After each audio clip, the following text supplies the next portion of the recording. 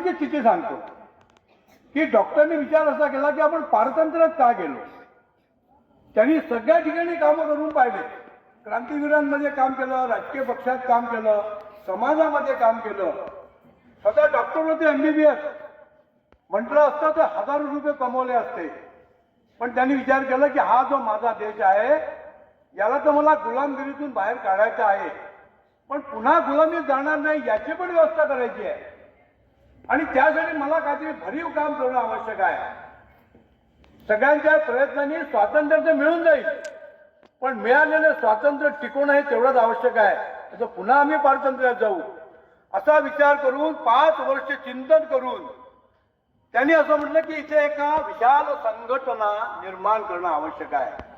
जो प्रमाणे जेव्हा समाजामध्ये संघटन जर नसेल तर त्याच्या शक्तीला कोणी विचारत नाही. संघटना में शक्ती आहे म्हणतो ना आपण, संघटना में ताकद आहे. आणि तो छोटासा विचार करून आज एवढं भव्य दिव्य रूप या 100 वर्षामध्ये संघाला प्राप्त झाला आहे. सुरुवातीला जेव्हा डॉक्टरांनी संघ स्थापन केला तेव्हा लोकांनी त्याला मूर्खात काढलं. तुम्ही कोणाचं संघटन करता म्हणे? हिंदू फक्त एकच संघटित होईल जेव्हा 4 जण आणि 5वा त्याच्या खांद्यावर राहील, तेव्हाच फक्त हिंदू संघटित होईल, अदरवाईज हिंदू संघटित होऊ शकत नाही. हा विश्वास तेव्हाच्या लोकांनी सांगितला. ते आव्हान